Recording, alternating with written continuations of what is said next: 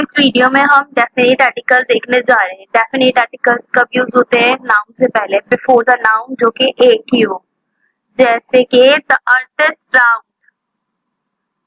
Superlative से पहले use होते हैं, जैसे कि जिसके आगे ईएसटी की फॉर्म आती हो, जैसे कि the shortest girl, the longest river, the sweetest T. Further example देख लेते हैं हम।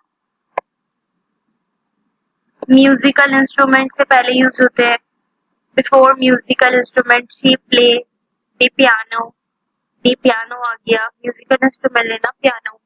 The Pacific Ocean, the West Indies, the Netherland represent one thing, जो कि एक चीज, एक पर्टिकुलर चीज को रिप्रेजेंट करे, जैसे कि there is a bee in the kitchen. एक बी, एक मक्खी। ठीक है, इस कंडीशन में डेफिनेट आर्टिकल लगते हैं। सो ये थी एक वीडियो डेफिनेट आर्टिकल की। आई होप कि आपके लिए यूजफुल रही होगी। अगर यूजफुल है तो मेरे चैनल को सब्सक्राइब करना नहीं भूलिएगा। Thanks for watching. Bye bye.